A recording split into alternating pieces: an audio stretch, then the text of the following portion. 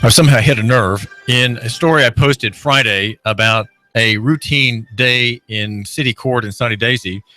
I made note of many of the defendants which trooped past the audience and stood before Judge Marty Lasley, the city court judge of that municipal town, and discussed their plea agreements, discussed why they have meth in their systems, discussed what they plan to do about their overdue fines. Some of these people are men in shackles, wearing very baggy brown suits, like they look like paper bags from a grocery store, very bulky. On the left, on Tuesday, there were two women. One of them whose picture I found online, involved in a driving without a license or driving on a revoked or suspended license. She is currently in the county jail. The other woman I didn't hear much about, since my son and I had to leave for another commitment at 6:30. The court droned on probably for another hour, maybe longer, on Tuesday, and so I had detailed notes. And what I did was I said to myself, well, since I was here kind of as a field trip for the boy, this is part of home education. He learned a lot and saw a great deal. I will go ahead and write a report about this event. And so I did, and published it on Friday. And I've had 2,000% more readership at Nooganomics.com. So if you want to find out what the 2,000% increase in readership on that little website is about, read the Sunny Daisy story. That's the Sunny Daisy court story. And it's kind of a day in the life of piece. And it really is more than just a basic report. It is a kind of review of the entire process of what I call corporation courts. That is to say, courts which are not constitutional in nature, but which come from they're created by municipal corporations, such as, let's say, Red Bank or East Ridge or Sunny Daisy. These are distinct municipal corporations, and they have their judicial branches, and that branch is the city courts, like Sessions Court. These are courts that are not of record. They all have bench trials, meaning there's no jury. And so the judge is the finder of the facts and the determiner of the law in every case. And you have sort of expedited justice, if you will, expedited processing of defendants. And there were defendant after defendant. In Sunny Daisy, the courtroom was just packed. There were people standing along the back. There were officers all bulked up with their armor plate and their weapons, and they seemed to be like tanks with heavy armor on the front, including tasers and all kinds of gear and pockets full of bulging with equipment. And then Judge Marty Lasley sitting at the bench above everybody else, representing the law. And defendants coming and going. There's been, like I say, a 2,000% increase in interest in Nooganomics.com. That's Nooganomics.com, the website for the man who matters. And I say it's a website for the man who matters because it goes into deep questions that have a long-term perspective, a perspective about reformation, about redoing the claims of Christendom upon society, and claims on the undoing of the state. The modern state is facing its undoing. It's losing credibility. It's losing respect. It is losing, in a way, fear of the public, though in the lower echelons, the lower strata of society, there is continual dread, continual fear, and a kind of loathing against the state and its operatives. Primarily, these operatives are the police, right? The police are not just peacekeepers. They are law enforcers. They enforce laws for which there is no crime. And if you go to the Chattanooga Times Free Press website, there's a right to know part of that domain, and it's a very valuable resource. And it has on the very first page a graphic that cites the top 40 arresting charges. And I went through and highlighted which of these charges seem to be where there's a crime of an inherent evil. Okay, that would be, for example, theft under $500, right? Aggravated assault. These are genuine crimes. Theft over $500. Assault, that would be one. and there's criminal trespassing will be the other. But most of these, I'd say probably about half of these charges in these particular categories are not real crimes. They are crimes by statute because the legislature agrees that the action is a crime and has to be punished. But they're not crimes in which there's a dead body, in which there's an injury to a human being. If there is any injury at all, it is theoretical at best, and that would be an injury against the so-called peace and dignity of the state. I asked Boyd Patterson, the defense attorney, and I asked Mike Little, well, Boyd Patterson he's a former prosecutor. Excuse me, he's not a defense attorney. He's a prosecutor in Steve Smith's district attorney's office. And I asked also Mike Little, a defense attorney, about this question of where is the offense. Why is the state always the offended party in every one of these cases? In every case before the Soddy Daisy court and Judge Marty Lasley, the state is the offended party. The state acting on the part of people who might actually be victims. That would be, say, a victim of theft. But in every case, the state is the offended party. Many of these cases are not real sins. Okay, they're not sins before God, but they are sins by prohibition. That's called male prohibitas in Latin, referring to an evil thing, a wrong, not inherently wrong, but wrong by prohibition. Wrong because the General Assembly said it's wrong. Wrong because the town fathers in an ordinance said it is wrong.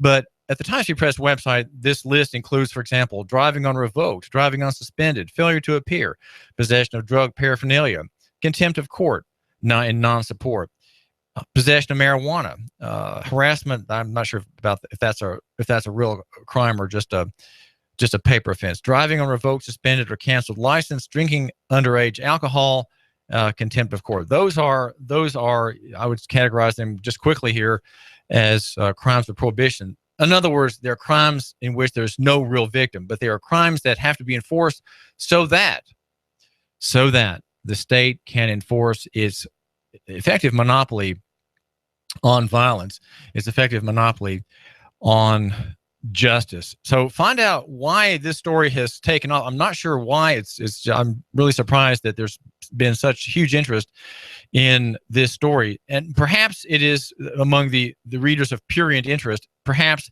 it is to see the neighbors, right? To see actual reporting out of that little town in which there is no general reporting out of the courts. And so here's a writer giving a kind of a loose narrative of the evening's proceedings. And there's huge attention because there you'll see your neighbors. There you'll hear about people you're aware of or whose stories you know about.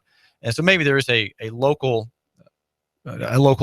news interest that's not legal or not political or not say a moral interest. I write that story and stories like it because I'm trying to get to the larger point, the point behind the details of the individual defendants. So maybe the interest in the story is simply a news interest, and maybe it's telling me something. Maybe if I'm going to be successful as a writer, I should not write about the underlying problems and the underlying morality or the theology even of our modern state, but just give the news. Maybe my calling is not as analyst and editorialist. Maybe it is simply as reporter. And that story drew tremendous interest, perhaps because of the reporting, perhaps less because of the insights I offer as to the nature of that court and the nature of our legal system.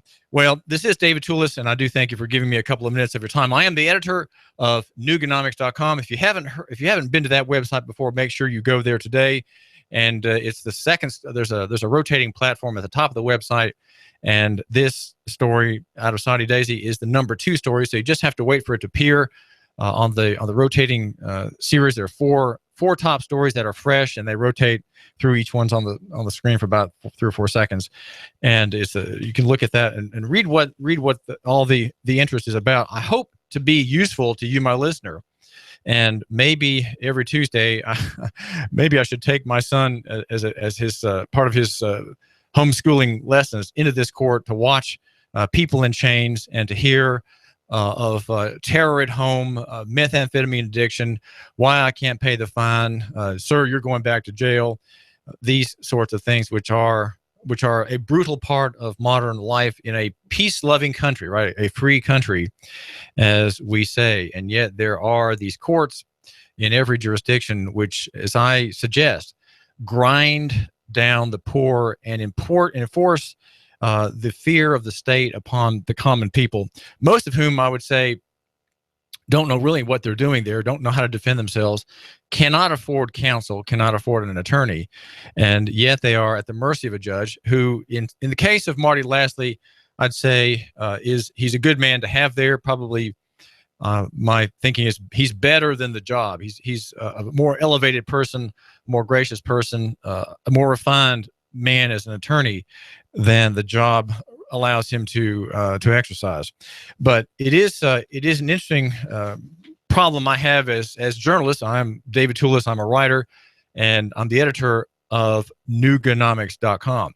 And to get back to the argument of the piece, the argument is that this is a court in which the Constitution is conveniently laid aside by everybody, by the prosecutor, by the judge, and by the defendants. There are no niceties. There are no strict adherences to the rights of the people. They yield their rights to have their matters disposed of, hopefully quickly, right? Hopefully mercifully, in this town court. And there are town courts like this all across the state. There are hundreds of them. For every town that's incorporated, there is a city court. And there is a great variety of judges. Some are absolutely arbitrary and capricious, violating a state standard. Others completely by the seat of the pants of the attorney, who is the judge, elected judge. And others, there is really, I'd say, lenity and grace. And I believe that Sadi Daisy may have one of the better judges in our state. If what I know of Marty Lashley is true throughout his dealings with the members of the public from the bench and as an attorney. But the story says, if everybody said, and this of course is just dreaming, right? I know journalists dream. If everybody said, no, I will not have my case tried here, I want to have a jury trial. If everybody exercised his constitutional right to be indicted and to have a jury trial, you would do away with the police state. You would do away with most policing. You would do away with the highway patrol and its prosecutions of travelers and its heists against members of the traveling public whose cars and assets are seized under the forfeiture statute. You would have an end to task forces rummaging through people's baggage in the trunks of their cars and stealing their cash and stealing their jewelry and their possessions. You would have an end to it, and here's why: because the system is not designed for the police state.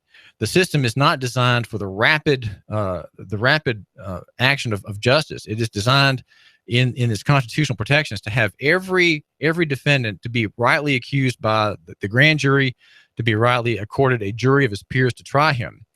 And so to short circuit that tedious process, to allow itself 90,000% more court cases, the state allows these corporation courts to bleed off the pressure. And here we have most of the people in that court don't have attorneys. They are just sort of victims of the system. And they plead guilty, they go into probation, they imprison themselves. And the state with its system, its machinery against the local economy, grinds on. If everybody demanded to be indicted, if everybody demanded to have a jury trial, the state would suddenly say, well, we can't arrest people for running a stop sign, right? We can't arrest somebody and charge somebody and cite somebody for having a brake light out. Why? Because he's going to demand a jury trial, and we really don't want to have a jury trial over a petty detail like that. So by consent, right, the people agree to have their cases tried in city court. I've been in city court bunches of times with my children, and the state agrees, well, if we have this quick method of justice, you won't worry about your constitutional guarantees, will you? And the member of the public says, okay, I won't. I'll appear before this court. I'll have him try it. Now, that said, you have, if you're convicted in city court of something, you have a right to a jury trial, and you won't get an indictment You don't have a right to indictment since you had the case tried, but you do have a right to a new trial. It's called a trial de novo. And Marty Lasley mentions that in an interview with me, David Tulis, your host. And so does Mike Little, the attorney out of the north part of the county, out of Saudi Daisy, who ran for a criminal court judge and lost. He also makes that very clear that in this court, in city courts, whether it's Red Bank or Saudi Daisy or other little towns, you have a right to a trial de novo. You just appeal it. You appeal for a new trial, and you'll get your jury. Okay, you will get a jury trial.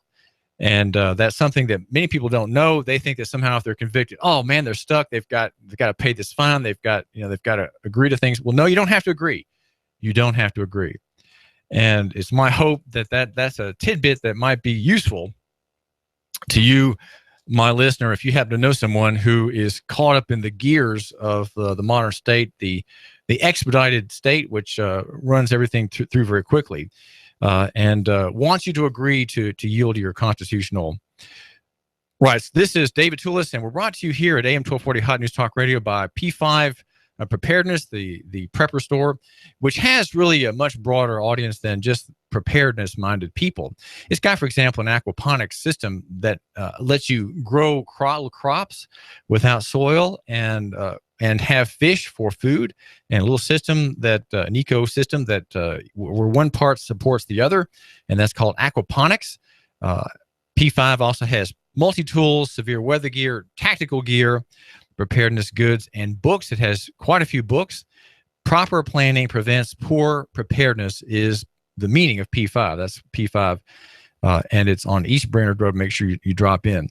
And we're also brought to you by Ray's Plumbing. Ray Zaplinski is the name of the man, but you can just say Ray's Plumbing for short. His number is 421-6341, 421-6341. Very affordable, very prompt, and he will help you with a problem.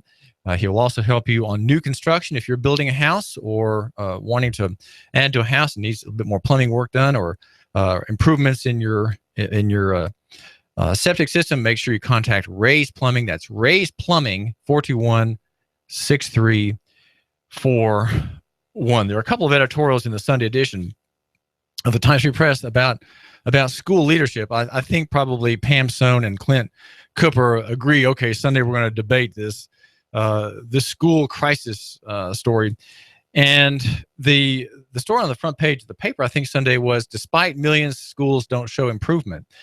And it's a headline that's dealing with just a small number of schools, 9 schools that fell in the bottom 10% of the school performance in the state, according to a state report. So the headline focuses on just a small number of public facilities, but in a way, the headline suggests the larger problem, and that is that we have state control of education. Think if you had the official hamburger restaurant, and you couldn't buy a hamburger you couldn't buy any sandwich meeting the legal definition of a hamburger unless it was at a state-sponsored hamburger restaurant. Think what kind of place that would be.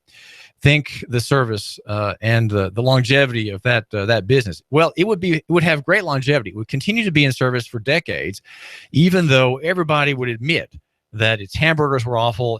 They weren't fresh. People were getting sick from eating the hamburgers. The lettuce was stale. The cheese mixed. And there were some hard edges along the cheese where it had been exposed to air before being put into the sandwich. Sometimes there are unevenness. Sometimes you'd have hamburgers that came out without the meat in it. Sometimes you would have very soggy bread when the sandwich was waiting too long under the warmer lights there in its wrapper. And you would find that restaurant would continue in providing its great public service despite the complaints. And the two editorials seem to they're not really distinct. They're just two people writing about the same topic, saying more or less, it seems, the same thing. Clint says, he says, no superintendent alone can be or should be responsible for changing every aspect about the culture of schools and the trajectory of test scores. But a superintendent should be expected to offer more than what the report said was an unfocused approach about the changes in the priority schools. Chattanooga 2.0 education initiative, he says, attempts to point out the inability of many local residents because the lack of proper schooling and training to latch on to the good paying jobs here. Unfortunately, unless these priority schools improve, their students likely will be destined to live a life of vulnerability. That's a few phrasings from Clint Cooper. And from Pam Soam, she says, but what continues to be lost in the finger pointing are our children. Today, they're the ones who suffer the most because of this abortion of responsibility. They likely will carry for their whole lives the educational foundation or lack of one that we are providing. Well, if the system is really that bad, why do we continue to have it? Why do we support this hamburger restaurant that has the worst hamburgers in town, and yet it continues to be sponsored hubbub every time that there's a new chef in the kitchen? This is David Tulis. You give us 12 minutes and 40 seconds, we'll give you Chattanooga and the world. News Talk 1240. Expect more warm spring-like weather for your Wednesday. We'll see some sunshine mixing with a few clouds, becoming a little breezy, highs mid-70s. Tonight, lows only to the mid-50s. For Thursday, back into the mid-70s. Could see a shower or two Thursday night with more breezy and warm weather for Friday. The Fresh Oil New Wine Conference at Abba's House continues today and tomorrow. Pastor Ron Phillips welcomes Perry Stone, Tommy Bates, and others for this week of encouragement and renewal. For more, FONW.com. And I'm Swarsh 12 Chief Meteorologist Patrick Core. On AM 1240, Hot News Talk Radio. Need more of your tax money back faster? EJPelton.com. Save time and money now. EJPelton.com. You wouldn't want to go to a dance by yourself, so why dance with the IRS alone? EJPelton.com. Get more of your money back faster now. EJPelton.com. For you and your business. EJ Pelton Tax Resolution and E-Filing Services. You earned it. Now keep more of your money. EJPelton.com. Offices in Brainerd and Saudi. EJPelton.com. Yeah, I'm the tax man. Severe Weather Awareness Week, the 28th through the 5th. P5 Preparedness has weather radios only $19.95. At P5 Preparedness, weather radios are only $19.95 for a limited time only and a limited quantity. You need to get there now. Weather radios, $19.95. P5 Preparedness on East Brainerd between Gun Barrel and I-75. Look for the Green Army truck, 423-602-2175. Look for us on Facebook. I want money, lots of money. I want to buy and On your signature, you can get $150,000. Can you believe that? $150,000 on your signature. Hi, I'm Bruce Krebs with the Entrepreneur Source. There's a program right now that you can get $150,000 on your signature with no pledge of collateral or personal guarantee. Call me at 423-875-5621 to learn more. 423-875-5621. You've been thinking about starting a business? Don't do it on your own. I have a proven track record for the last 13 years, a 96% success rate. I can guide you into a franchise where you will pay yourself through the startup phase with very low or little risk. Call me now. I'm Bruce Krebs at 423-875-5621. And make sure to listen to the Entrepreneur Hour every other Wednesday from 11 to 12 o'clock. Call me now, 875-5621. money, lots of money. I want to buy and Here comes Dale Earnhardt Jr. He's got third. He's going for second. Earnhardt going for the lead. The NASCAR Sprint Cup Series is on the Motor Racing Network. Hot News Talk 1240. Hear it live on the Motor Racing Network, the voice of NASCAR. Check it out live on Chattanooga's official NASCAR radio station. Hot News Talk 1240. Fox News Radio, I'm Pat O'Neill. GOP candidates gearing up for 5 primaries tomorrow, including a big race in Ohio. This as Donald Trump pushes back against critics who say he's incited violence at his rallies. He's planning another campaign for stirring up trouble. A lot of them come from Bernie Sanders, whether he wants to say it or not. And if he says no, then he's lying. A new NBC News Ohio poll has Trump trailing Ohio Governor John Kasich here in the Buckeye State. Ted Cruz is third, Marco Rubio fourth. Fox's Mike Emanuel. There are also 5 Democratic primary contests tomorrow. A photo finish at the Duel in the Desert on Fox Sports. Wow, look at him slam.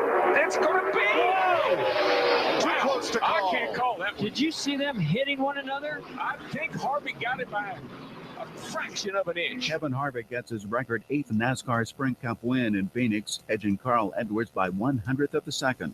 Fox News. We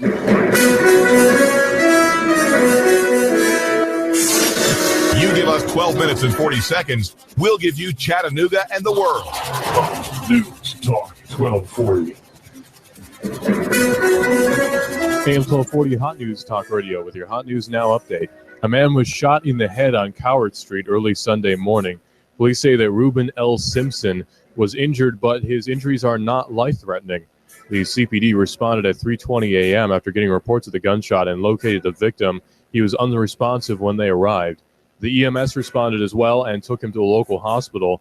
Officers secured the area and talked to different witnesses, some of whom worked for the Bella Vita restaurant, and they attempted to identify one suspect. The police questioned him and determined that the suspect the Bella Vita people had identified was not actually involved. There's no further word on the victim's condition. Well, the TN Ready tests begin on Monday, but hundreds of Hamilton County students are planning to opt out of the test. 212, or 41% of Normal Park students, have opted out of the test following the crashing of the digital system, which was originally planned for the taking of the test. An emergency paper system was put in place just in time for test taking. If it's going on in the Tennessee Valley, it's going on Hot News Talk Radio. You give us 12 minutes and 40 seconds, we'll give you Chattanooga and the world. News Talk 1240. Live from Chattanooga, Tennessee, it's Nooganomics with David Tulis.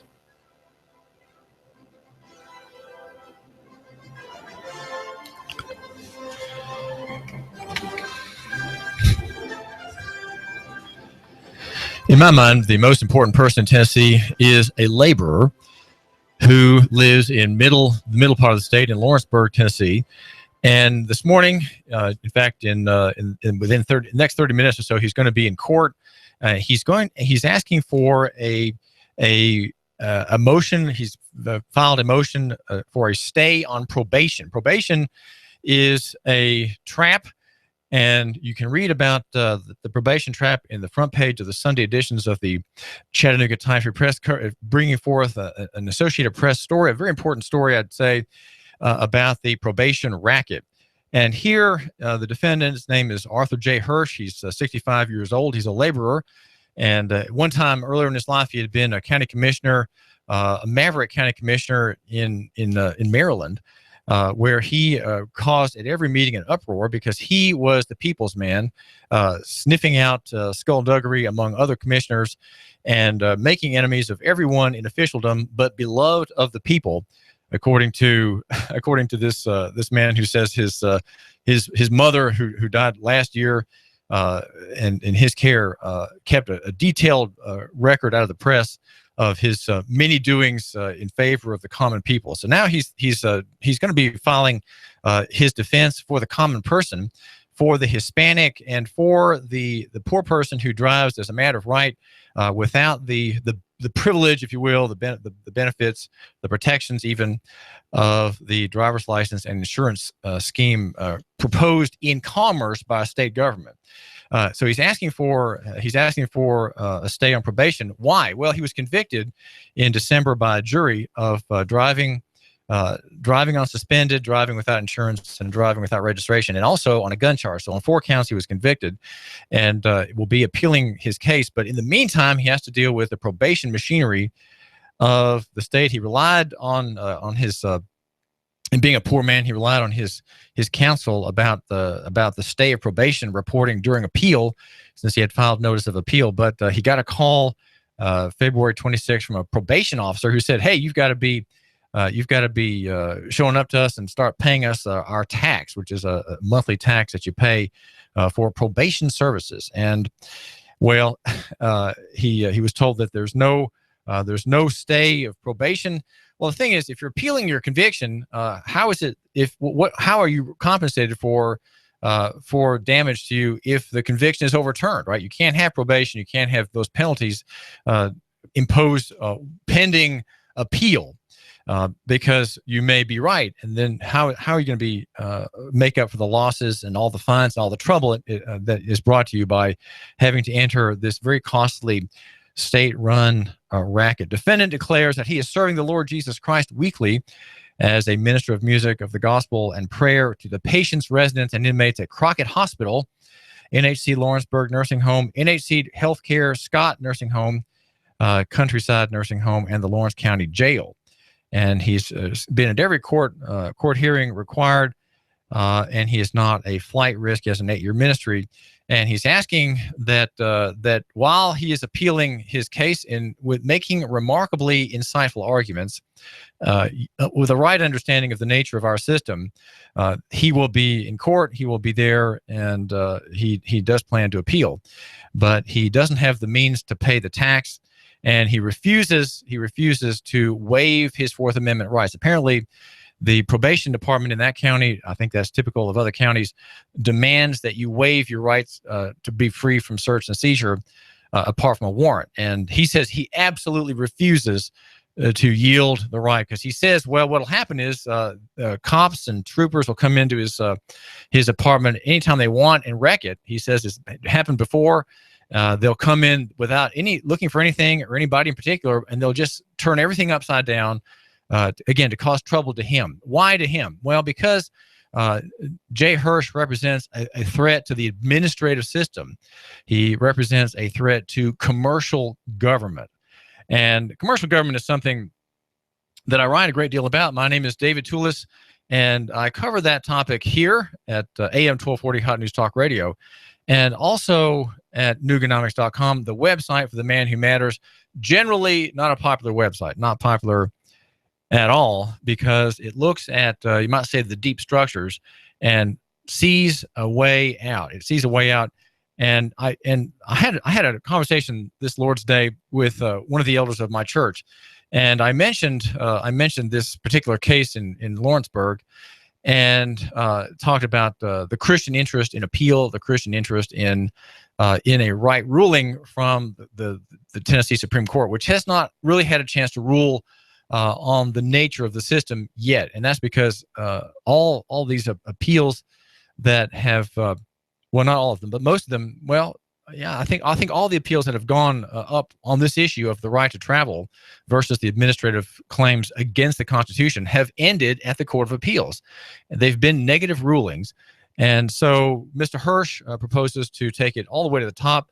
He's too poor to have a lawyer, but he's done a great deal of his own reading, and will be handling his case in his proper person, in persona propria, if you will, and in his natural state as a man traveling the highways, the public highways, as a matter of right. And he's saying that he's not attacking the constitutionality of the licensing system, but he's just saying that it has limits, its scope has limits, and it does not, cannot be allowed to offend free users of the road. And that includes thousands of people in Tennessee, thousands.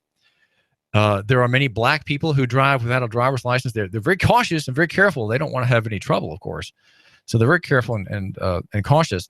There are tens of thousands of Hispanic immigrants, Mexicans, Guatemalans, Hondurans, who travel on the public road without a driver's license. They too, they're not careless people because they don't have a driver's license. In fact, they are more than careful.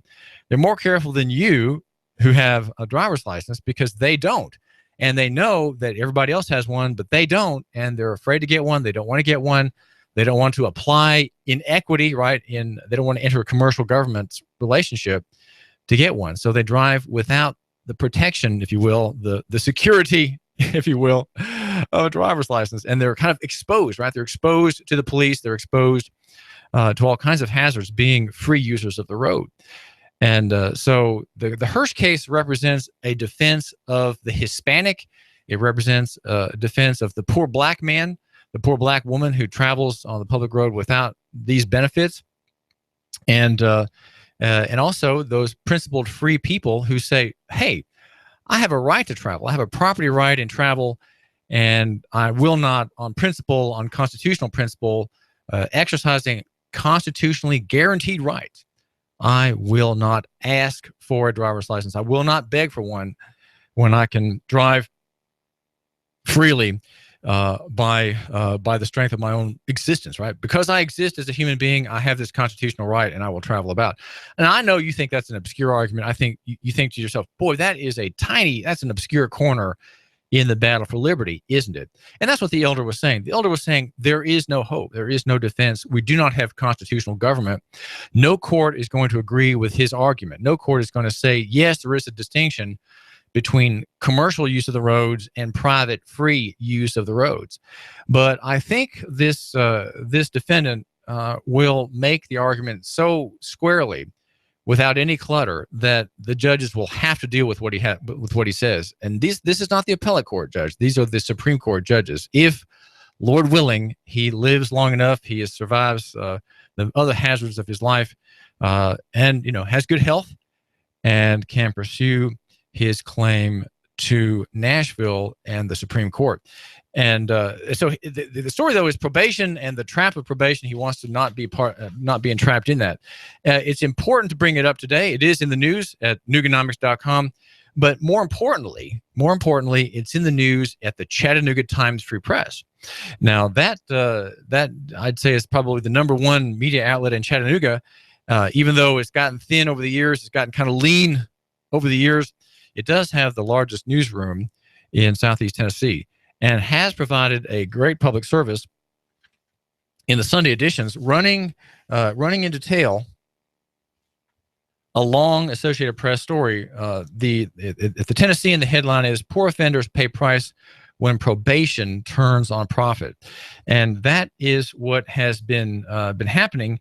Probation is a profit-making enterprise, and it effectively smothers and destroys the poor people of our country. The poor people of our state are destroyed by the probation system, which feeds off of them. It is part of the modern state, the modern police and surveillance state. It is part of the skimming economy, where dozens of for-profit actors in our state live off of the proceeds of these poor, very much disenfranchised people who are ground down to nothing. And the story, again, it's page 1 of the Sunday edition of the newspaper. And I suggest you get the paper. If you don't have a copy, get it, because there are 2 significant page 1 stories that moved in the Sunday editions. And then here we are, David Tulis. I used to work at the newspaper in the newsroom, and have no qualms about saying good job when there's a good job done. The other good job that I want to mention just quickly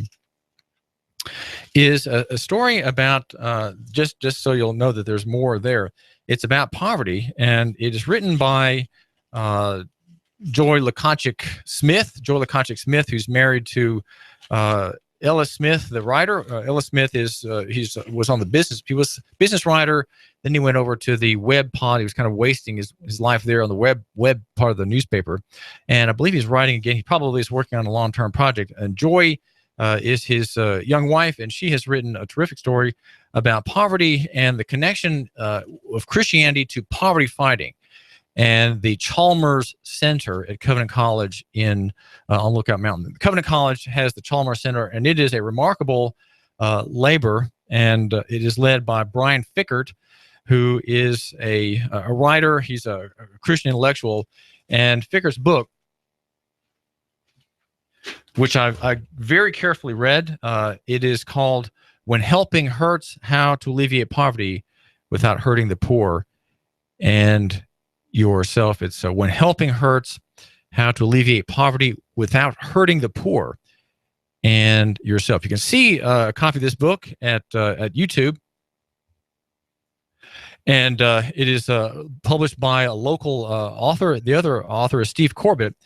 And it explains how Christendom in the past decades has kind of gone awry, and how there's a return now to a right understanding of the poor person.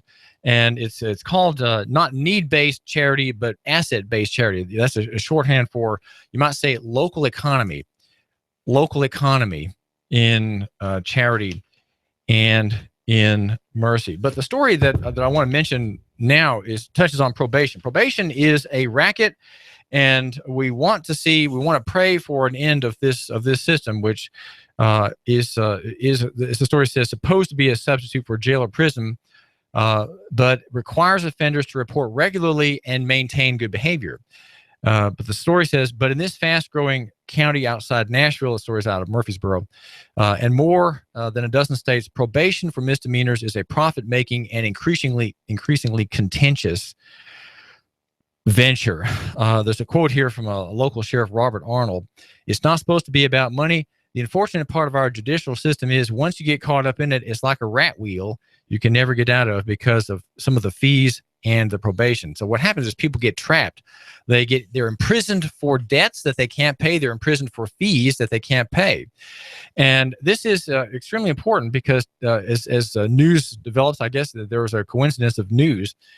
In the New York Times today, I believe it's today, there's a story about the Federal Justice Department, which is, of course, a hallowed venue for righteousness and justice, telling that the states that they should not be operating for-profit ventures that target the poor, right? That make a living on the backs of the poor. The lead in the New York Times this morning,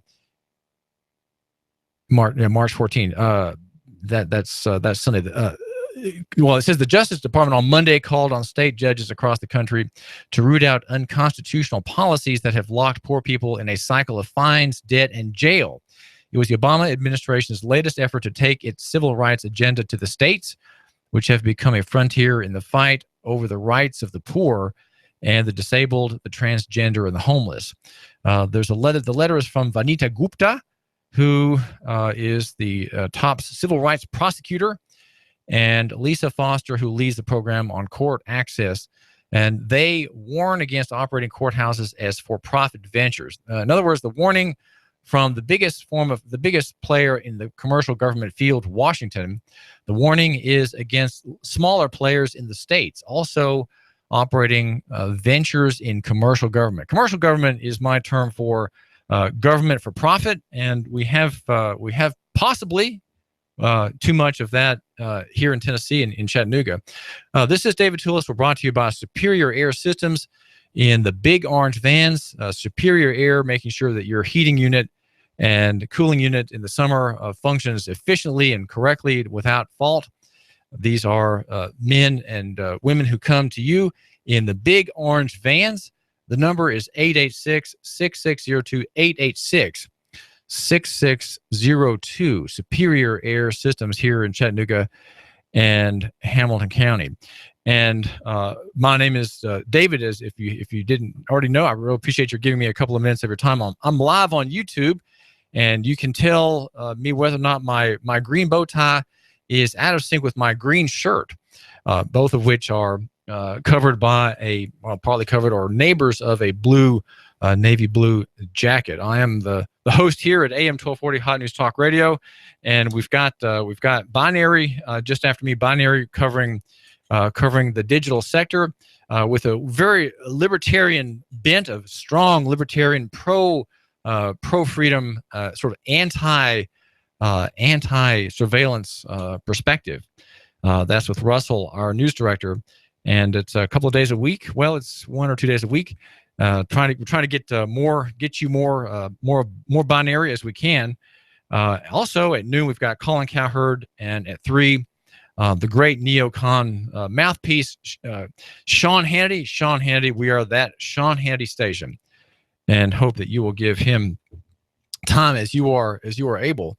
We're also the CBS Radio News and Fox News affiliate here in Chattanooga, online at hotnewstalkradio.com, and we have a ferocious Twitter feed, and you can watch us on your smartphone. You can tell me if my tie is okay by checking in on YouTube. Also, that's YouTube at the Hot News Talk Radio channel. The story on the front of the paper.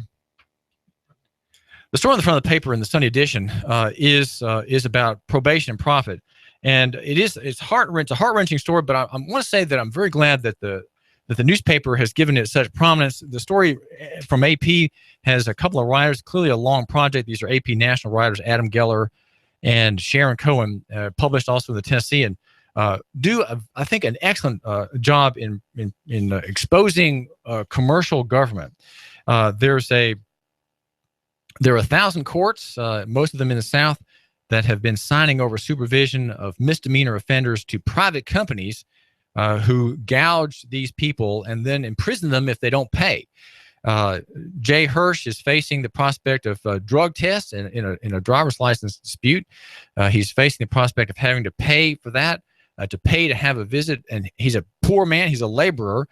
And with a constitutional bent in his brain, a poor laborer who can hardly afford the impositions that probation would bring to him, even if he were fully open to that position. He's not open to it because he's filed an appeal. He's filed an appeal of his case, making a right to travel argument, which is an argument that could, if it could pare back the operations of the executive branch severely, if the high court understands the arguments that he, I hope, rightly presents. There are 9 million Americans on probation. The story says people on probation for the most serious felonies, most serious crimes, felonies are supervised by public entities, but 44% of those on probation were sentenced for minor crimes such as shoplifting or simple drug possession or infractions such as running a stop sign. There are people who are in probation, poor folks who ran a stop sign, and they just can't get free. They can't get free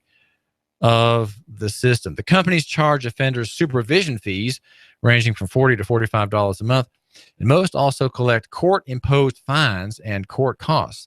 They also levy other charges, get this, for orientation, drug tests, and counseling sessions. Some probationers are charged fees to participate in litter pickup or other assignments that reduce their obligations. There's a quote from an attorney, Jack Long, who has brought 18 lawsuits against one of these companies, Sentinel Offender Services.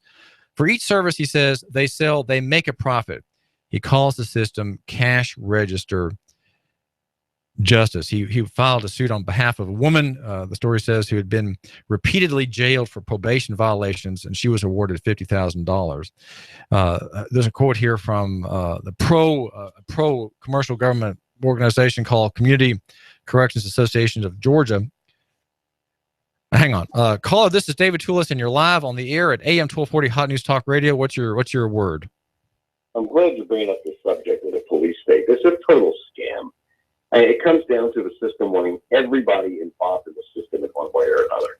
And within 20 years, one way or another, you are going to be on probation, and I'm going to be on probation for threat of whatever to control. Listen, the system wants three things from us: our time, our money, and our obedience. And they do it in any way they can do it. Now look at the private jails. What government is supposed to be doing, which is maintaining jails, they want to turn over the private industry, where you can have stock in the jail. So let's pass more laws to get more people in jail to grow our portfolio. It is a scam. Either you're in jail or you're not. Either you serve your time, and I hate the word convicted felon. Oh, they can't. You served your time. You know, your record should be clean. You paid your dues. Let's start fresh. Let's start anew. Isn't that? We claim to be a Christian country. Isn't that what we're supposed to do? You served your time. Now you're supposed to be free and clear of all that. You'll never get off of probation, ever. They will always find a way to keep that hook in you forever. Great topic, great subject. Well, I appreciate that call, and the call has a kind of an anger in its tone, and I share that to some extent. But the reason I don't exhibit that to you, my listeners, I don't want your blood pressure to go up. Jim Richards, the man who owns Five Guys Restaurant, says when he listens to my program, his blood pressure goes up, and I said, but Jim, that's not my purpose at all. My purpose is to make your blood pressure go down. I raise it for a moment, but then I suggest ways of making it go down.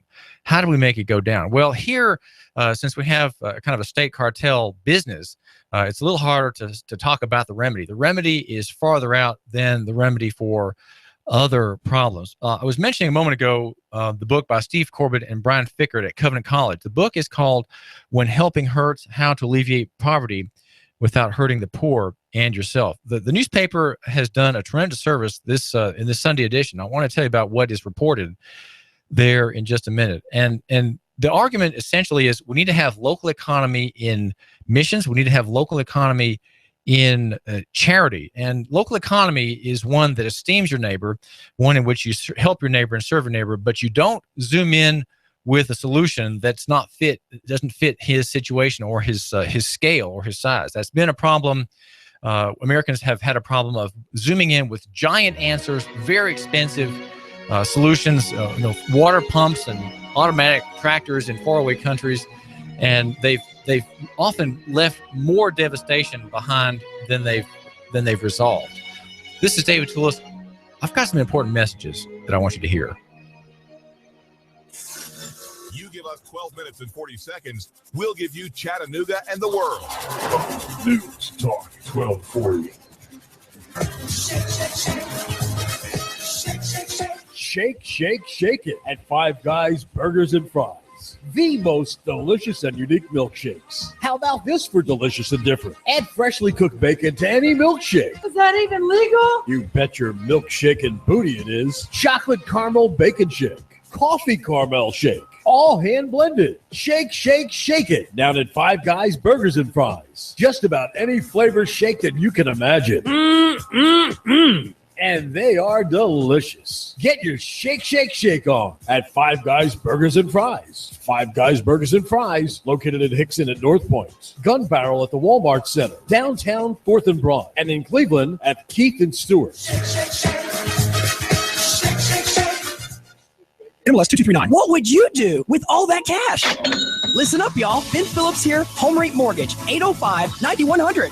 $1,200. That's how much we just put back in a Saudi Daisy family's pocket per month. All they did was pick up the phone. 805-9100. That's 805-9100. Get that quick quote now. 805-9100. HomeRateMortgage.com.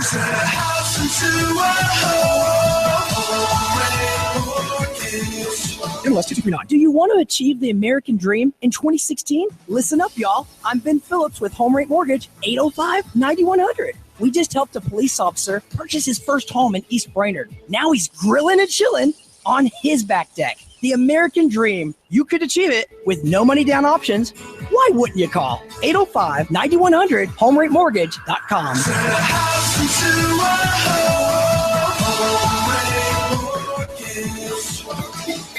When pipes drip and rot the floor, Ray sends all leaks straight to the door. To fix my pipes, he sure does plumb. Unclog my John, make shop hum. It's good old Ray, his wrench has fun.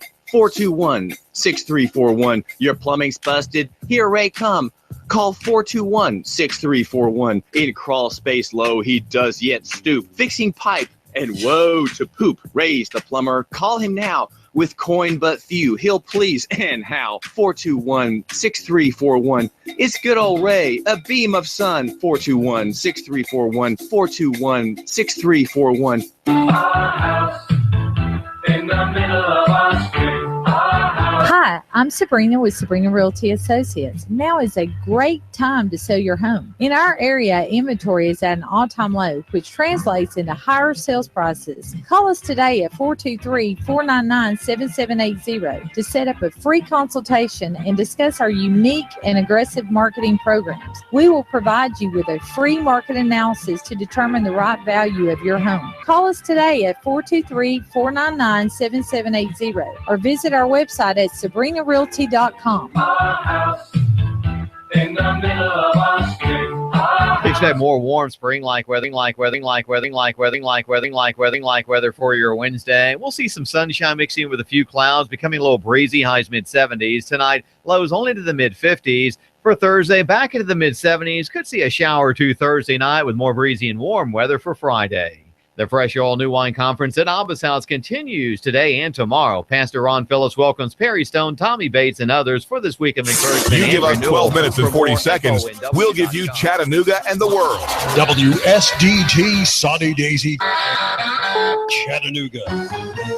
CBS News, I'm Frank Sedapani. Donald Trump is about to hold his first campaign rally of the day in North Carolina. He'll wind up in Ohio, where voters go to the polls tomorrow, in a primary that could propel him to the Republican nomination. CBS News correspondent Steve Futterman. The race is neck and neck here in Ohio. The latest CBS poll shows Donald Trump and John Kasich in a flat-out tie. The Trump campaign has made a last-minute scheduling change. Trump will be back here in Ohio tonight. If we can win Ohio, we're going to run the table, folks. Kasich will campaign with Mitt Romney today. I will not take the low road to the highest office in the land. The Ohio governor is attacking Trump for creating an atmosphere that has led to violence at campaign stops. Tomorrow's primaries in 5 states could help Hillary Clinton lengthen her lead in the Democratic race. CBS's Nancy Cordes tells us where Bernie Sanders has a chance to make hay. He has the best shot in Missouri, and the latest CBS News Battleground tracker shows that he has opened up a small lead on Clinton in Illinois, where she grew up. The federal government wants to discourage the practice of sending people to jail because they can't pay a fine. CBS News correspondent Vicki Barker. The Justice Department is sending out letters to state court administrators nationwide, warning them against jailing low-income defendants who fail to pay fines or fees. This after revelations last year that some local courts are effectively punishing poor people for their poverty by imposing crippling fines that, left unpaid, can result in jail time, leaving the defendants unable to work and even less able to pay. Police in Prince George's County, Maryland, are holding 2 suspects in the ambush murder of an undercover narcotics officer.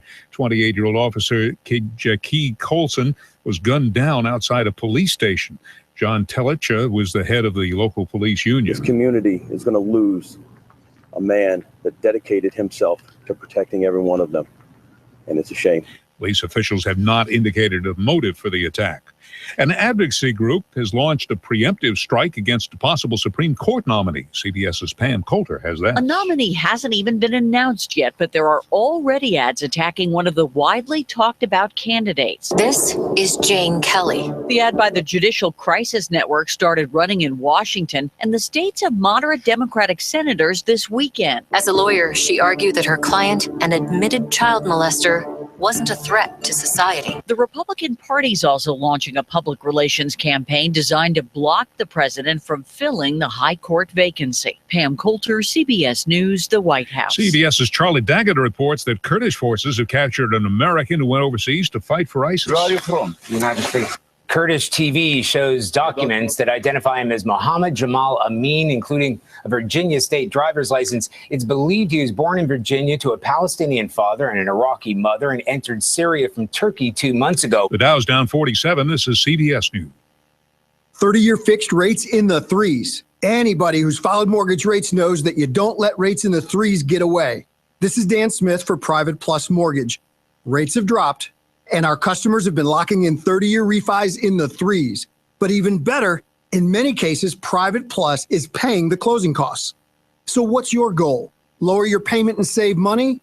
Pay off those credit cards? Or get cash to redo that kitchen? Now's the time to call Private Plus and let us show you your options.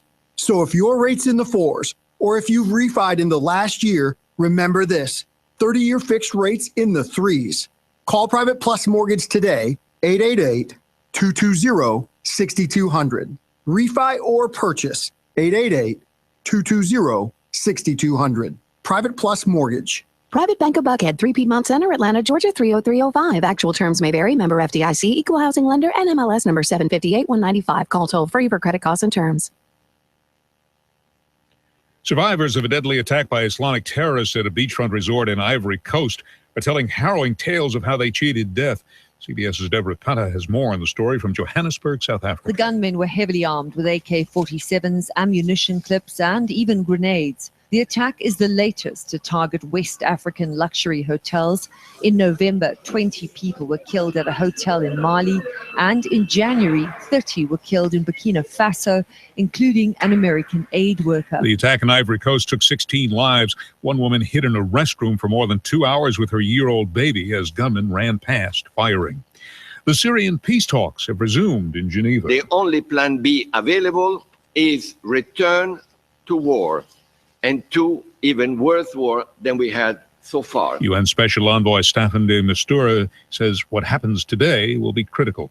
Frank Sedapani, CBS News. Loan is a You give us 12 minutes and 40 seconds, we'll give you Chattanooga and the world. News Talk 1240.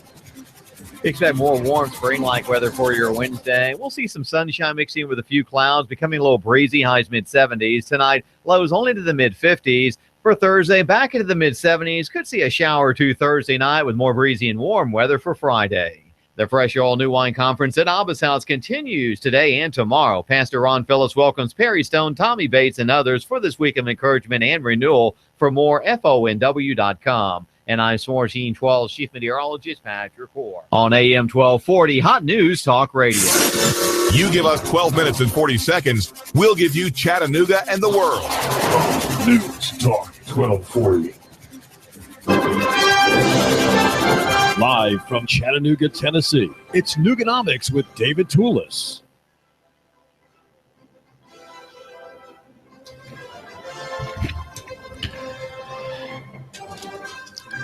Joel Salatin is a farmer in Virginia. His farm is Polyface Farms, a very famous farm. And he has a book recently. I don't have the full title in front of me, but it's something to the effect that everything I want to do is illegal.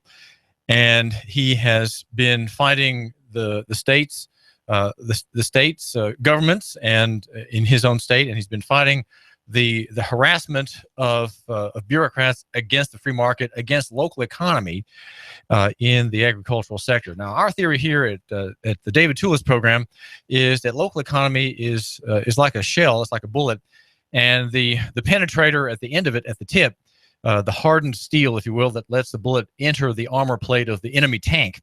That is local food. Local food is the way in which we will find our way back to local economy. And I'd like to think to the free market. Salatin gives an interview at farmtoconsumer.org, and it's a delightful conversation in which he defends the diversity of agriculture that he believes is foundational to reform of the agricultural sector.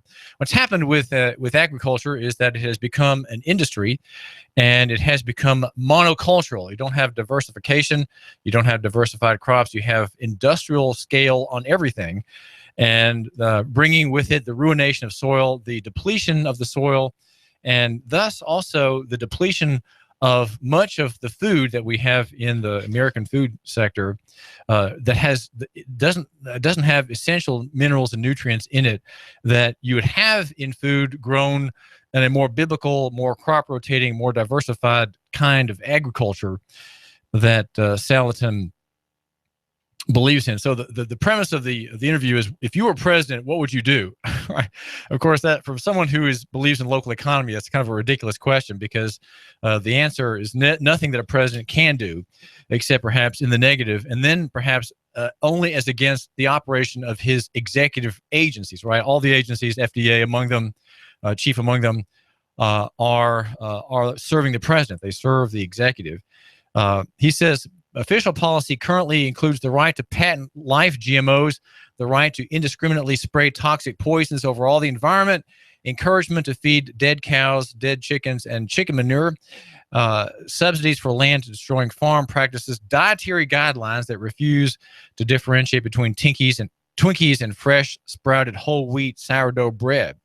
I don't see any positives from these policies and don't see any national will to alter these policies. Until someone can show me that more Americans want grass-finished beef and compost-grown tomatoes than their nutrient-deficient, cheap counterparts, I think we better quit making policy to let things sort themselves out on their own. Then he says it's like having an airplane. Take your hands off the controls, he says, and let the plane establish its own equilibrium. It would actually be a much healthier nation had the federal government never created a food pyramid or pushed hydrogenated vegetable oils, which it did, of course, as policy for 30 years.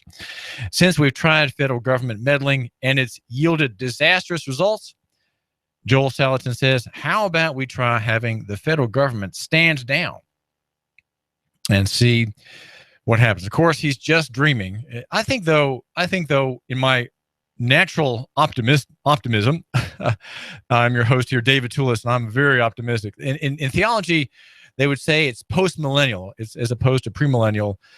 Most Christians in the United States are the gloomiest bunch. They're pessimillennialists, if you will. Postmillennialism sees the advance of the gospel over time and in culture, bringing freedom to economy, raising the poor out of poverty, bringing innovations and service, and bringing it to the hearts and more and more individuals repentance and sorrow for sin. That is where culture advances. That's where civilization advances from masses of individuals who all individually do the heart work, you might say, required by God and described in the gospel. Salatin goes on to say, label laws are not going to help, right? Forcing labels, forcing GMOs to be labeled is not going to help. And here's why. He makes a great point. If there's a labeling law that forces you to say that you have GMOs in your corn or your peas, that creates a police apparatus. That's the last thing we want, is another police apparatus. He says the label police created unprecedented barriers to market access for small entities. We already have a label police. Having fought these battles firsthand, he says, I don't want any more labeling regulations. If labeling restricts choice and options in the market, why do we want more labeling regulations, even though in view would be the GMO poison, right? The fact is, nobody has to buy GMO food. Know your farmer, know your food. In other words, he's saying if you have local economy and a local economy perspective in your shopping, you won't need a congressional action, right? This kind of requirement simply reduces the search for local foods because people feel like they have all the information they need at the supermarket. So in other words, if you have a labeling law and you're a greenie, right? You're an environmentalist and you don't like Monsanto. Well, to seek a federal solution just worsens the problem you're trying to solve, he says. He says, I'm in favor of eliminating the supermarket, not enabling the supermarket with false security. Again, a labeling law would do that. So folks quit buying local. Government solutions rarely solve anything. You see the problem? If you have labeling and it says this food does not have GMOs, what you're doing is, once again, you're short-circuiting local economy. You're short-circuiting the local beef supplier, like the Brady family, for example. It's the dad and his son. No other children in the family, but the dad has one son, the Bradys, and they come and are at the Hickson Farmers Market at the Episcopal Church on Hickson Pike. If you have a labeling law that says, "Hey, this meat doesn't have GMOs and doesn't use these additives and various and sundry growth poisons," well, the more you have that kind of thing, the less business that the Bradys will get at the Hickson Farmers Market.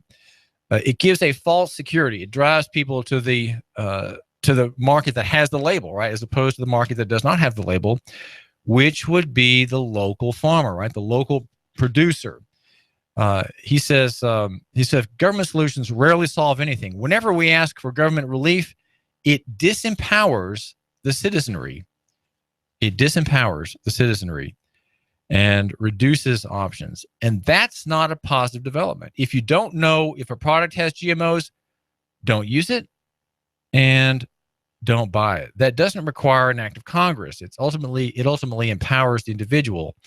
And that, he says, is cool. Well, I do thank you for giving me a couple of minutes of your time. This is David Tulis. Glad you're giving us the notice that we like to think we deserve here at AM 1240 Hot News Talk Radio. If you want to read the story that at Nooganomics.com has created a 2,000% jump in traffic in one day, make sure you go to Nooganomics.com and look at the second story back. I have the story this morning about Jay Hirsch and his desire to escape the probation racket. But the story just before that is about Saudi Daisy City Court. It's a story that has taken part of the world in Hamilton County by storm. I'm not sure why. And I think it may be because it has some basic reporting in it of local people. It mentions a couple dozen defendants in Tuesday's court, where I went last Tuesday with my son as a kind of a field trip. I want my son to see real people and hear of real grief and real struggles in city court, where you could say the unwashed humanity, right? The great strata, the lower strata of the American population finds itself ground down. It's in city court. So there's been a huge interest in the story. The analysis part perhaps is what draws the crowd less than just the name dropping, if you will. But the analysis part is where my soul is. My soul is in why are these things here? What do these things mean? What is the larger picture? We're brought to you by Eric Pelton. Eric Pelton is the numbers guy. And you can reach him for a deployment for a tax return. If you're liable for a tax return, that's 622-3156, 622-3156. EJ Pelton Company. The website is ejpelton.com. We're also brought to you by the best maker of milkshakes in Chattanooga. That's Five Guys. Five Guys Shake is rich, it's heavy, and it's delicious. You can have innumerable varieties of flavor made right there before your eyes. There are 4 stores, 3 in Chattanooga, 1 in Cleveland. That's the Five Guys restaurant. We have one just down the street from the radio station here in Hickson, and it's got the best hamburgers, the best fries. There's no freezer in a Five Guys restaurant. Why? Because everything is provided fresh every day. Every day. Nothing frozen. Except, of course, for the ice cream that goes into the shake. And that's Five Guys, the best shakes in town. Joel Salatin is a critic of national economy, the national food sector. And I love Joel Salatin. I've read as much as I can from him. I don't think I've read any of his books. I might have one of them in my library. But in the interview, as a Q&A, he says the question is about there's a growing interest in organics. He says the best way to support small and medium-sized organic farmers is to lower the impediments to market and reduce size prejudicial regulatory costs. So that means the phrase is this: size prejudicial regulatory costs. That means that the bigger you are, the less prejudicial regulation is to you. And so who wants regulations, or who is indifferent to regulations and new ones? Well, big people, right? Big businesses. The small ones like you and me, the small fry, are the ones who are always the object of the greatest prejudice of regulation. This means if I want to live in a tent, he says, or have workers or interns who want to live in a tent and participate in a grand learning or farming food experience, we can do that without running afoul of labor, housing, and zoning police. Voluntary arrangements between consenting adults should be allowed without bureaucratic intervention. He's so gracious. And he goes on to say that another need in the agricultural sector is tort reform. He said we need tort reform so the horrendous cost of product liability insurance does not jeopardize the viability of small producers. Insurance companies, and he says something here that's remarkable. I think, and my partner here at the radio station, Mike, Confederate Mike, we believe from years of reporting on and being in the news business, we believe that the insurance industry effectively controls the country through the government. And that's always in terms of reducing risk, right? Reducing risk, palliating risk, imposing costs where risks are perceived, and the like. Insurance companies, Joel Salatin says, demand risk abatement, which generally means industrial solutions to problems that don't even exist on small farms.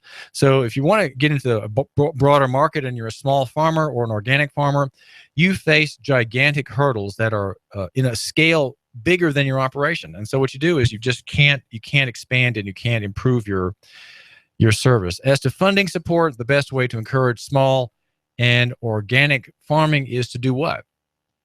Do we need to have an organic farming subsidy?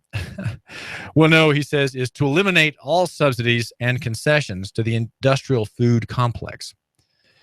That includes, by the way, free taxpayer-funded electricity to hook up the Monsanto recruitment bus at land-grant universities, eliminating crop insurance and publicly funded research that becomes a shill for Monsanto and friends would go a long way to reducing, he says, the unfair advantage enjoyed by the entrenched industrial fraternity. I love the way he puts that. The entrenched industrial fraternity, right? Isn't that great? We don't need more funding for organics. We need less funding. So think about that for public schools. If we want better public schools, by his thinking, by his local economy, local food sector thinking, we would need to have less funding. So if we want to improve public education, as they call it, in Hamilton County, trim the budget from $400 million to 200 million. You would have remarkable results. But of course, we don't think that way. We don't think in terms of the market. We think in terms of subsidies. We have a progressively centered, a state-centered perspective. And so the Joel Salatin solutions are going to be long in coming. Unless, of course, you get better people in office and better ideas among the general public. But I know. Well, you say, "Well, David, you're on the radio. You're addressing the general public." Well, no, I'm not. I'm addressing you, my listener. You are a man extraordinary, and there are not many of you. And that's why, that's why I really appreciate your getting together with me, because we can think over our locale's problems, our problems here in Chattanooga and Hamilton County. And if we have better thoughts, better analyses, over time, our children and our grandchildren will have better means to actually bring these things about. Because what we're talking about here on the David Tulis program is the Minority Report. Not a lot of people think like I do, right? I think that we're a Minority Report, and so there may be is population size. People like you and I. That's probably 5% of the population. Most people would disagree with what we say, though they like certain parts of it. They would be terrified of the free market solutions. They would be terrified of, let's say, gospel solutions, as Joy Lukachik-Smith describes in the Sunday editions of the newspaper. Unless and until people quit patronizing the system that rewards worker abuse, Joel Salatin says on another point, we will have it if the government were not manipulating and official speaking in the food system. Perhaps we wouldn't have so many people believing a lie. Asking for more government involvement based on the record is like asking for more foxes to guard the hen house when a few foxes began taking the chickens. And we're talking about food workers being poorly paid. And again, that's something we control. If you engage in local economy shopping for your foodstuffs, you have much more influence on how the worker in the farmer who sells you the lettuce and the kale and the tomatoes, how he deals with his Mexicans and his black and white laborers. Salatin says we need to not be so much involved in consumption, and that's another important point. If we're going to have a stronger local economy, let's think about investing rather than consuming.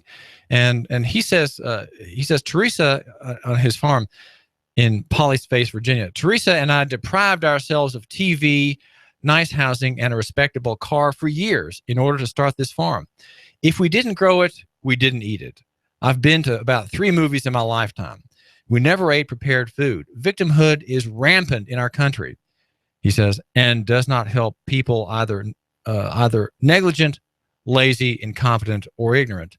To give them money taken violently from folks who work their fingers to the bone and live on pennies. So how do you help people who really need it? Well, his solution is ours. You get the federal government completely out of the business and turn it over to the states and locality. We're talking here about the farm business. Anything that can be done locally should be done locally. The reason all these transfer of payments programs are out of hand and abused is because they're centralized at the federal level, which guarantees inefficiency, cronyism, lack of accountability, and bureaucratic abuse. As president, he says, here he is dreaming again, I would get the federal government out of the welfare business, reduce taxes accordingly, and give it all back to communities where accountability and efficiency can actually exist. What about the USDA, the U.S. Department of Agriculture? What about that? What about the food deserts that we hear a lot about? Well, he talks about that too. He says, frankly, I'm tired of people looking to the government for solutions. I see that attitude as exacerbating the problems identified here. Yes, there are problems, but the government made them worse. Why would anyone seek the government's help to make them better? Let's try some liberty for a change. And I just have to laugh at that. Let's try liberty for a change. I submit that freedom would not impoverish, demean, disrespect, or disempower nearly as much as increased government meddling. I think our country would operate far better if our federal government were about 20% of its current size, and we let folks govern on a state and local level. Think of the innovative ideas that we could try if we got the heavy-handed, one-size-fits-all federal government out of the arena. Well, this is David Tulis, and we have Joel Salatin there quoting him in a terrific interview at farmtoconsumer.org, which is a group that is a Farm to Consumer Legal Defense Association. Great interview there. And we're brought to you by Ducts, the indoor air professionals. If you need your ductwork cleaned out, if you need the mold gotten out of your ductwork and the dead spider abdomens and the dead rat tail that ended up in your ductwork, over which the air into your bedroom constantly breathes, right? Go to Ducts. Call Ducts, the indoor air professionals, formerly known as Duct Busters. Ducts cleans the mold and mildew and the junk out of your long neglected ductwork. And if you have your house done, just say, hey, I want the special. The special, just for you, is that for free, your fire trap will be taken care of. The fire hazard, which is the lint trap at your dryer. The lint trap, which is a fire hazard, will be done at no charge. The number is 876-9907, 876-9907. That's Ducts, the indoor air professionals.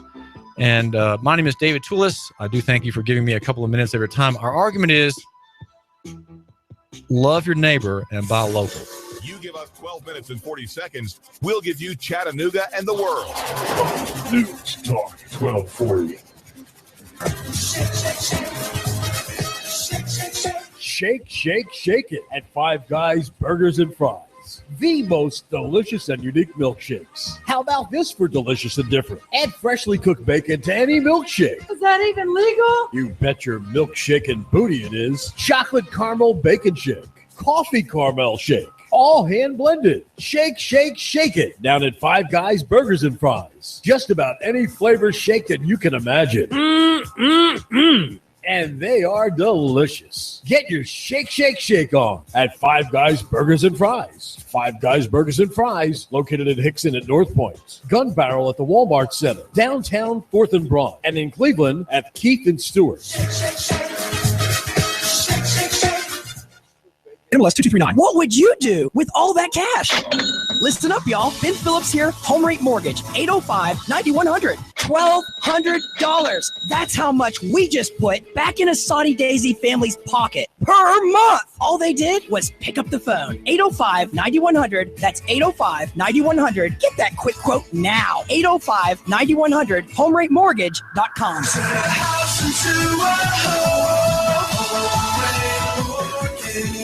MLS 2239. Do you want to achieve the American dream in 2016? Listen up, y'all. I'm Ben Phillips with Home Rate Mortgage, 805-9100. We just helped a police officer purchase his first home in East Brainerd. Now he's grilling and chilling on his back deck. The American dream. You could achieve it with no money down options. Why wouldn't you call? 805-9100, HomeRateMortgage.com.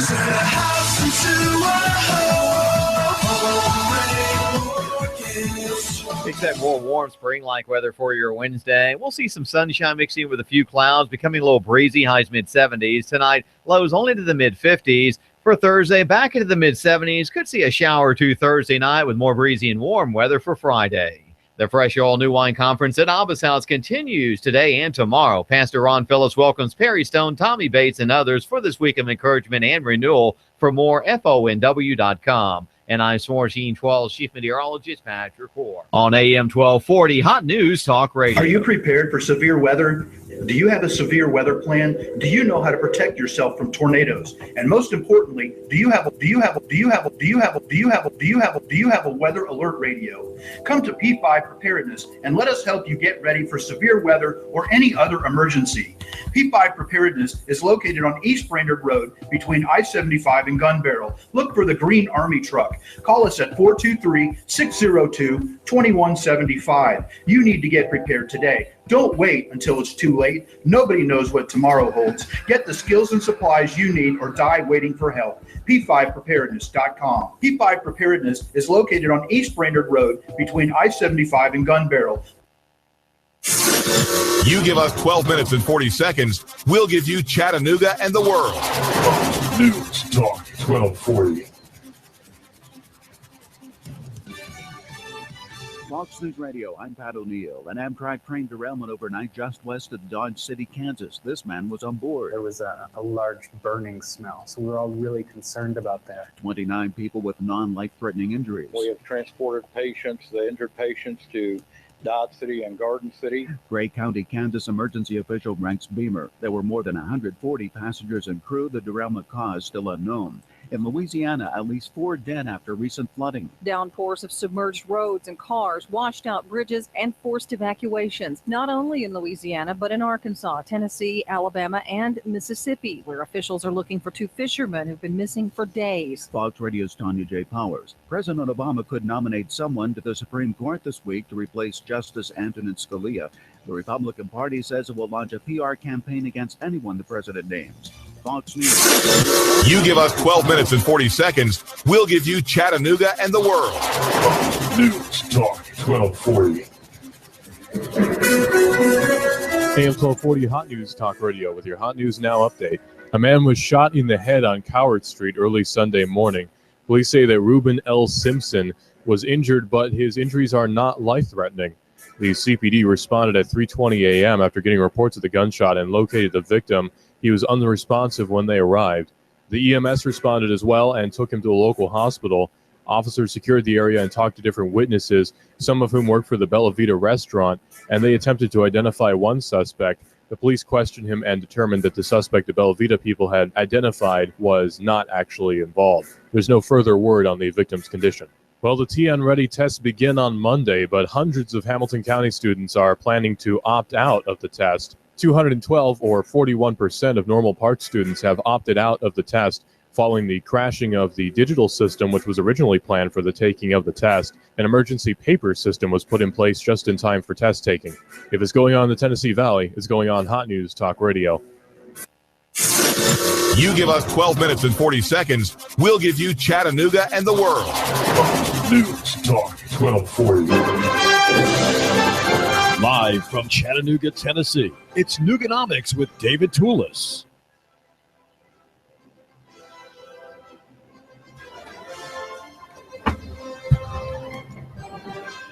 I do really appreciate you giving me a couple of minutes of your time. We think here that the majority argument is not true.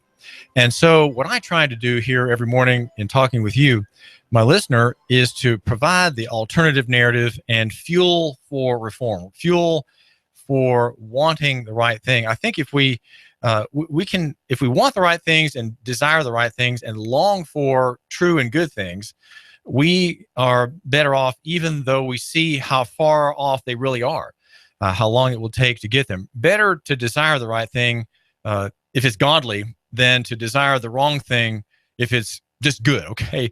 And it might seem closer. So my goal is to provide a true analysis of our lost state, our deficient economy, our deficient culture here in Chattanooga and Hamilton County, and then give people a desire of what might be a better way. And I would say, in a nutshell, that the framework of that reform would be godliness, government, and constitutional protections strictly observed by the civil magistrate. That is to say, by the state or by the king or by the governor, and that we would have a restoration, because people are deserving of it, a restoration of what would hope to be or could call righteous government, where the government is very unambitious to control things, to run people's lives for them, but instead has a purely negative mission.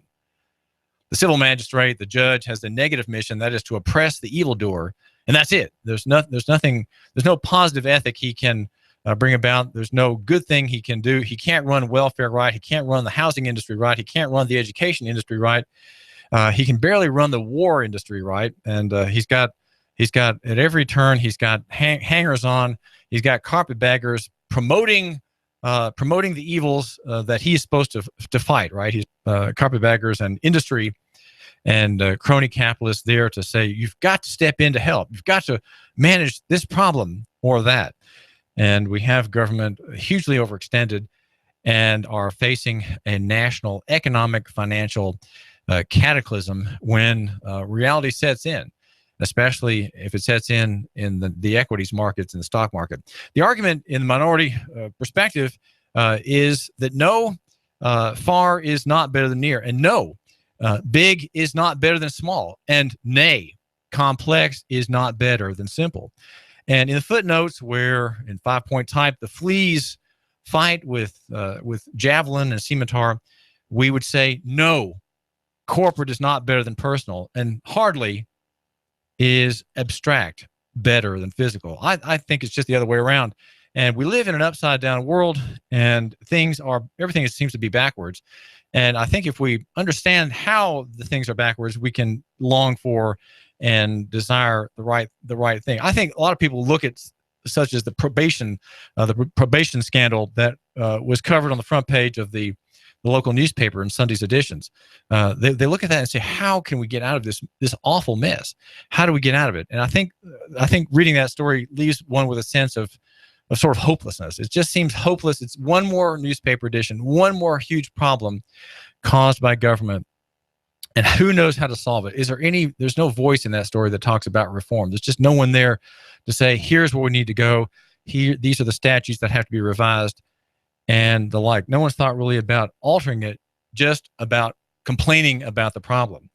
Well, there is a very positive news in the same edition of the newspaper, and it's covered in a detailed story by a writer named Joy Lakachik-Smith. She's been on the staff of the Chattanooga Times-Free Press for several years. She's married to probably the best writer of the newspaper is Dave Flessner, and then the next best writer, as I read them, is a libertarian-oriented journalist named Ellis Smith. He's been in the business section for a while, and I think he may be there now. Though I haven't seen his byline for a while, so I'm not sure. Maybe I'm just missing his reports, or I'm just not current with the newsroom politics and who's been assigned to do what. But Joy Smith's report on the front page of the paper is highly worthy of note. It's a very important piece of journalism. And I want you, my listener, not to sniff at the Chattanooga Times-Free Press and not belittle it and make fun of it and so on, but realize that sometimes even in a newspaper that has sort of traditional perspective and kind of generally a pro-state and liberal bias, you should realize that there are important things that are covered there. And you just have to wait for them to come forth as unarguably fine journalism as Joy's piece is, or just journalism that's pretty good in spite of itself, right? In spite of the editor and the writer who produced it. Well, her story is about the war on poverty. It's part of a series that will be running for some couple of months, and we've had, as the subscribers have already had a couple of stories on this topic. But it takes up the work of the Chalmers Center. Chalmers is, as she explains, it was a Scot minister, and the Chalmers Center was founded at Covenant College in 1999. Brian Fickert is the primary academician there. Chalmers was a preacher in the 1800s in Scotland. He was an economist and a mathematician, the report says. He eradicated poverty in his parish. When he asked the government to withdraw and let the church step in. And so the great work done at the Chalmers Center here in Chattanooga, right on Lookout Mountain at Covenant College, is from a couple of writers. Steve Corbett is one, and the principal probably is Brian Fickert. Notice how he, if you look at my YouTube screen here, you can notice my bow tie. Give that a rating if you would, up or down. But notice more importantly on the right there, on the left there, the image of When Helping Hurts. That's a book. It's already in the new edition. It's a bestseller. It's a bestseller for great reasons. It is taking Christendom by storm, and it tells why the model for understanding the poor has been wrong, and Christendom fell into a trap, as Joy in some detail explains. Her essay, by the way, takes 4 pages in the newspaper. It's a long read, but if you care about Chattanooga, if you care about the work of Christianity, then you need to read what she has. It's a kind of an entryway into a better process of thought about poverty and about the gospel, the promises of the gospel. Well, I it's a book I've read very carefully, by the way. I've read it very carefully, marked it up. I've got stickers on important pages, and I've underlined it. It's a book when my estate goes on the block and books are being sold by the pound or by maybe the ton. The man who buys that lot will look at my edition of this book and say, well, this is just a ruined edition. It's just ruined because the owner thought it was his and he marked it up as if he was having a daily intercourse with the pages. And this book is worthless as a resale item. And indeed it is, because I've looked at it very carefully. And again, it's When Helping Hurts is the title. When Helping Hurts. It's several years old now, and it's probably in the 3rd or 4th edition. Written here by writers in Chattanooga. Chattanooga is leading the way in an important, very positive, God-affirming and human being affirming reformation. And I want to just find my glasses. Put my glasses on. And here's kind of what's the argument in a nutshell? The argument in a nutshell, I found as I was looking through this book this morning to figure out how to frame my discussion of it. It's called asset-based community development. Okay, we have the Chamber of Commerce and its idea of economic development, which means, by the way, bringing the big business into Chattanooga. That has many problems. And if you look at just look at TV9's website today, and you'll see what I'm talking about. And here's the headline. Just by the way, dealers rally against changes at Volkswagen. The story is about the, quote, uncertain future of Volkswagen, making dealers and plant workers concerned about the chairman suggesting the company take its cars off the mass market in America and sell only luxury models. Well, that would affect the Chattanooga plant, which has been designed for the mass market. And here we have local economy at the mercy of national and global economy. My argument is, just by the way, that we don't need to have more employers in Chattanooga and more employment. We need more owners. That's why you should start your own business. And to that end, I recommend Bruce Krebs and Entrepreneur Source. If you don't have your own ideas for business that looks like you, it sounds like you, it comes from your own personal background with your market knowledge in your field, well, buy into somebody else's business and let Bruce Krebs at Entrepreneur Source help you. Bruce Krebs is a great man to consult with. Or should I say, he's a great man with whom to consult, right? That's a better sentence. The number at Entrepreneur Source is 875-5621. Call now and get on Bruce's calendar and start your own business. We need more owners in Chattanooga. We need more profit to be kept here, not exported. Again, Bruce Krebs, 875-5621. Make an appointment. You can get, with his help, $150,000 in operating capital on your signature. That's an important benefit that he can help you, or with which he can help you. And that's Bruce Krebs. So the story is, out of this book, is asset-based community development. And the goal is to foster reconciliation among these parties: God, self, others, and creation. There's reconciliation that's needed. Of course, that's the gospel argument. This form of development is consistent with the perspective that God has blessed every individual and community with a host of gifts, including such diverse things as land, social networks, knowledge, animals, savings, intelligence, he says, schools, creativity, production equipment, and so on. Asset-based community development puts the emphasis on what materially poor people already have, and asks them to consider from the outset, what is right with you? What gifts has God given you that you can use to improve your life and that of your neighbor? Notice the other-centric nature of Christianity, right? You're a poor person, but you have a duty to help your neighbor, right? How can the individuals and organizations in your community work together to improve your community? Instead of looking outside the low-income individual or community for resources and solutions, asset-based economic development, he says, looks within. It looks within and does not seek bailouts from far off. It starts by asking the materially poor how they can be stewards of their own gifts and resources, seeking to restore individuals and communities to being what God has created them to be.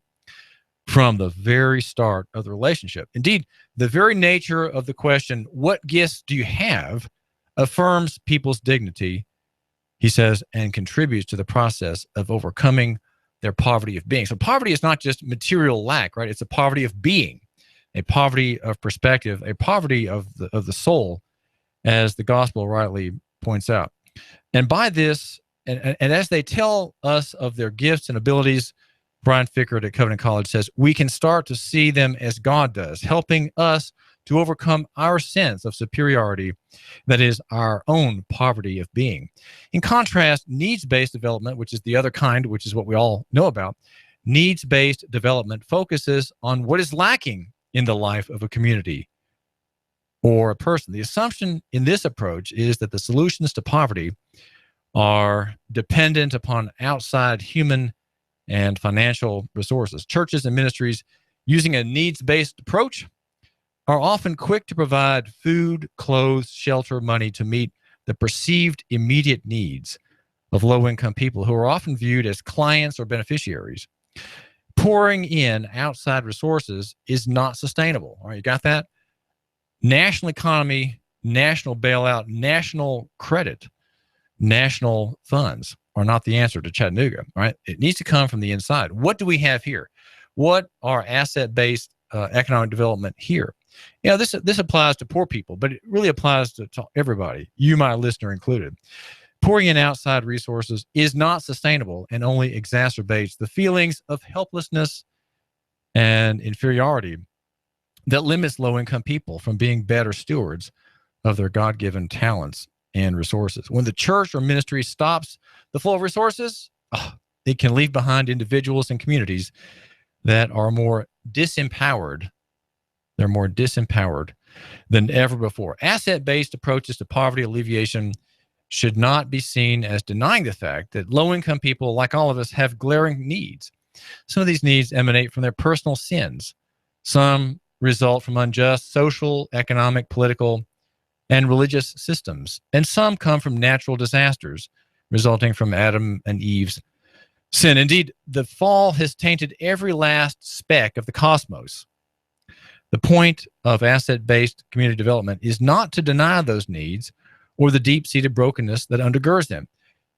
This writer goes on to say, on the contrary, the point of ABCD is to recognize from the very start that poverty is rooted in the brokenness of the foundational relationships and start the process of restoring both low-income people and ourselves to living in right relationship with God, self, others, and the rest of creation. What is wrong will come out soon enough, but by starting with what is right, he says, we can change the dynamics that have marred the self-image of low-income people and that have created a sense of superiority in ourselves. Once the assets have been identified, it is appropriate to then ask the poor individual or community the question, what needs can you identify that must be addressed? What problems do you see that must be solved? How can we use your assets to address those needs and to solve your problems? He goes on to say, but gauging the appropriate magnitude and timing of those outside resources, if they're needed, takes enormous amount of wisdom. It is crucial that such outside resources do not undermine the willingness or the ability of the poor individual or community to be stewards of their own gifts and resources. And so the question there is it too much and is it too early? That is to say, an outside intervention. This is a very important book. And the story is, again, by Joel Akachik Smith. It's in the Chattanooga Times Free Press. And I think you should make an effort of getting the Sunday edition. I'd get the hard copy. And, it's in section A and section A, B, I guess it is, or the second section after the first. It takes 4 pages and it's part of the Poverty Puzzle series. And it really focuses on the Chalmers Center, Chalmers being the Reformed Scottish preacher in the 1800s who eradicated poverty in his parish by using the assets of the poor people there, by not swooping in with the 82nd Airborne Division and solving people's problems externally, right? You solve them internally. Poverty is as much a spiritual condition as it is a lack of resources. The funding for this foundation in Covenant College was from initially from the McClellan Foundation. And what's happened is this book has sparked a kind of a counter-revolution against the national economy perspective that has, you might say, inflicted or afflicted, or no, the word is afflicted Christendom in the past decades. And how can Christianity not overwhelm people's problems and look at the problem as something separate from the individual? The heart is always involved, motivations are always involved, and people can misuse subsidies, they can misuse help. For example, Fickert elsewhere in his book says that he was giving in Kampala a series of lectures about entrepreneurship, and many of the people who came early on were very excited about the class finally dropped out. They dropped out because they had attended for the wrong motive. Their motive had been, well, here's a white man from the West. He's going to be talking about entrepreneurship. In the end, he's going to give me some money.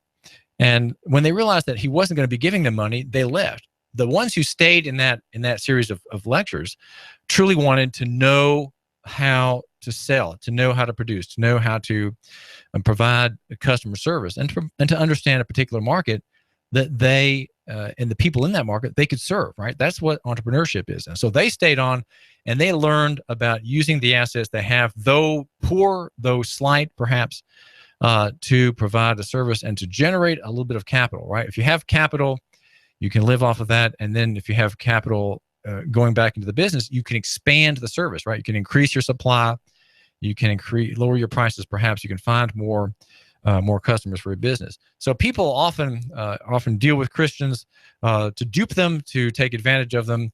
They don't really want the root solution, the root problems dealt with. They want just a quick solution. They want an immediate remedy for the light bill that needs to be paid, or the heating bill that needs to be paid, or I need $50 for gas for my car. I'm traveling, and I'm here at your door wanting some money for gas. There are all kinds of ameliorative remedies that are not substantial. They don't go to the moral problem of poverty.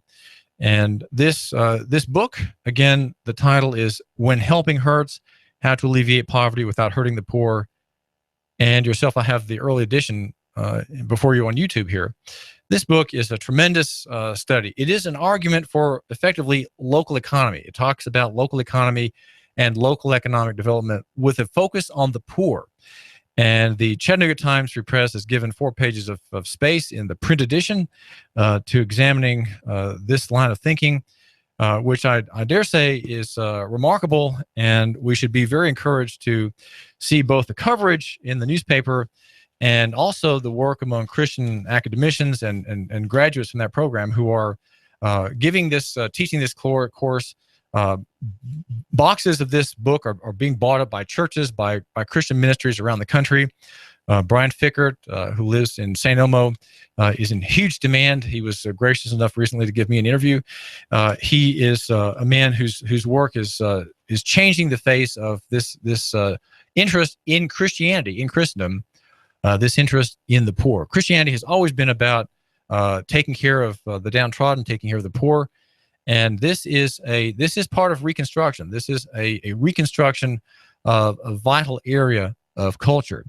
And my name is David Tulis, and I'm very interested in rebuilding. I'm very interested in finding peaceful solutions for grievous problems here in Chattanooga and Hamilton County. I think that if we continue to look to the state for our answers, we are going to be disappointed. The state is the source of probably most of our problems. Of course, I would say the sin problem is the main source of problems that we have, but the sin problem is manifested in a misplaced confidence in the state is the continuing blockade for reform. And we have to hope for the day when the lights go out at those data centers in Utah, the lights go out in the military industrial complex, the Pentagon, where the Pentagon is sold off for apartment buildings. We need to see that day ahead where the federal district truly is a servant of the states once again. The states have restrained themselves. They've stopped trying to look like Washington. They've stopped trying to look like the imperial power that overshadows all of life today here in Hamilton County. And even in your place, where you're from, my listener, you may be from a far place, but what we're saying here is not so Nooga-centric, so Nooga-specific that you can't take the good ideas of local economy and the free markets to your town and your county. I do appreciate you giving me a couple of minutes of your time. Again, go to the Chattanooga Times Free Press website and read, I'd say, a very important article, report, I should say, by Joy Lakachik-Smith. It's in the Chattanooga Times Free Press. It's in the Sunday editions. Very important piece of work that looks at the work of two Christian academicians here in the Chattanooga area, Brian Fickard and Steve Corbett. They work at Covenant College, and they run the Chalmers Center. The Chalmers Center, and the solution to poverty is not industrial welfare. It's not supplying external needs that focus on the results of sinful thinking and sinful activity, but look at the heart of individuals who are in poverty. I do appreciate you giving me a couple minutes of your time. Go to Nooganomics.com. That is the website for the man who matters. It's not very popular, but I've had a 2,000% increase in my traffic in the past 2 days. Find out why. Find out what Saudi Daisy has to do with it. It's the Saudi Daisy court report drawing huge interest, a 2,000% increase in my readership. For one, I have 20 for a couple days. Find out what the story is at Nooganomics.com. You give us 12 minutes and 40 seconds, we'll give you Chattanooga and the world. News Talk 1240.